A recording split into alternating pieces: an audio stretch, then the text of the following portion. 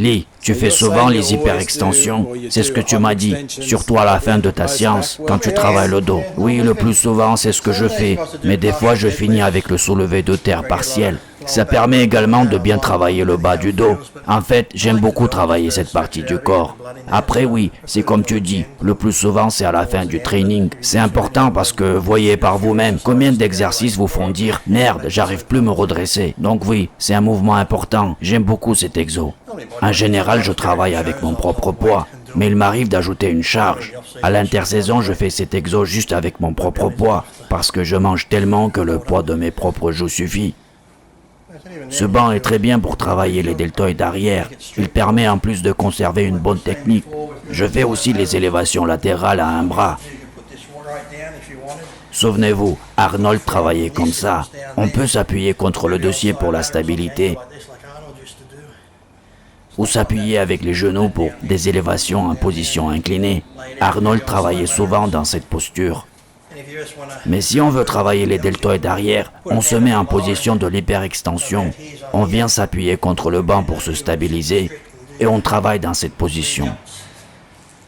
Mais sans cheating, parce qu'il y a des cons qui ne font que se balancer. C'est un exercice où il faut s'appliquer techniquement, surtout quand on travaille les deltoïdes arrière. C'est des petits muscles, pas besoin de les travailler avec des grosses charges.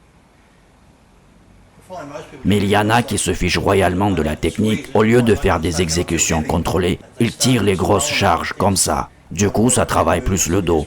Il faut faire un mouvement ressemblant à l'écarté couché. Que vous soyez sur le dos ou sur le ventre, comme ça, les deltoïdes arrière vont bien travailler uniquement si vous faites les écartés et non un tirage des haltères. Bon, vous avez saisi, ce sont de bons conseils de Lee venus directement de l'entrepôt. Les gens oublient que les exercices les plus simples sont souvent les plus efficaces.